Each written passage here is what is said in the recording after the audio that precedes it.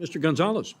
Thank you, Chairman. Thank you, Mr. Secretary. Welcome back to the House. Your testimony has been a breath of fresh air. I think one of the things that the last administration failed to do, the secret sauce, was transparency. That's all the American people want.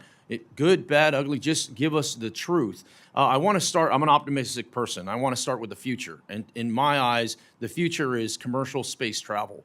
And I view the world, sometimes the answer is not more money. Sometimes the answer is the government getting out of the way and allowing industries to just take hold. And so in particular, SpaceX has launched successfully nearly 500 rockets. This isn't a what if, we're already there.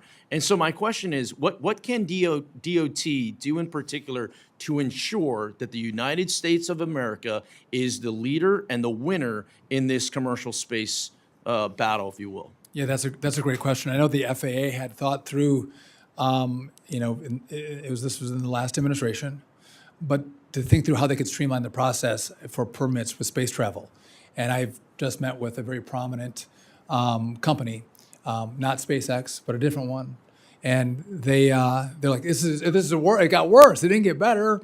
And so we have to make sure we need to have a permitting process. We need to have rules and regulations in place. But it has become so complicated and so redundant, and different agencies making these companies do the same thing over again, taking years as opposed to a couple months, is a huge problem. So this meeting that took place yesterday, I've tasked the FAA to go back and look at how we're going through the permitting process and the approval process. Because again, this is, we are leading right now. You look at SpaceX and Blue Origin and others. We're leading, but we want to make sure we stay in the lead, and you can't have government getting in the way of needlessly in the way of this advancement. I'd welcome hosting you in Texas. Blue Origin is in my district. We're literally launching rockets from West Texas and South Texas as well. Once again, I think this is an area that's worth talking about. I'm a retired, professional cryptologist. When you have big problems, oftentimes the answer is look towards technology. It's an equalizer. I want to bring it back to kind of home base a little bit, and I want to piggyback off of what Chairman Rogers said earlier about rural infrastructure.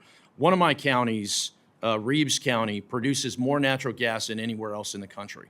Okay. And in that area, the infrastructure is just completely worn down. There's a highway from Reeves to Loving County that we call Death Highway.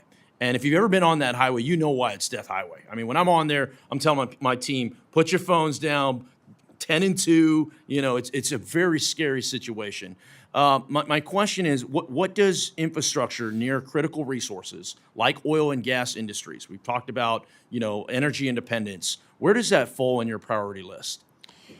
So, well, first of all, for the president as well, he cares about oil and gas and making sure we're leading the world. And if we have extra, to be able to export, especially LNG. But one of the problems I think we have is up to 40% of the money that's spent from all of you on these projects goes to consultants and permitting. 40%. I mean, if we could get that to 15%, that means you guys all get to build more projects.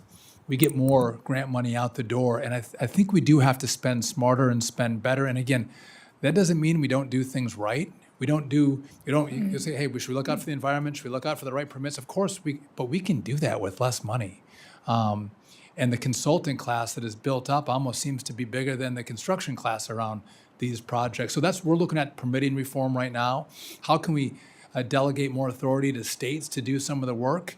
Because we think they can move faster and more efficiently than the federal government. Excellent. I mean, I look forward to working together. I bring that up because oftentimes rural America gets forgotten in this equation. One, when they produce a lot of these very critical resources. I met with a woman there in Pecos County who her number one ask was, she said, Tony, my son is terrified to start driving. He's 15 years old. It's a reasonable ask to have, our children not be terrified to drive on our highways. So the last thing, and we could take this back, once again, I'd like to build upon this. I'm almost out of time, but the Del Rio Airport is very important to me. We have not had an airlines in there since 2022. The reason why I mentioned Del Rio, Texas, it's along the border. It's critical infrastructure when you talk about border security, Laughlin Air Force Base. It has a lot of nodes in there. As we look towards that, I look forward to working together on how we can restart this rural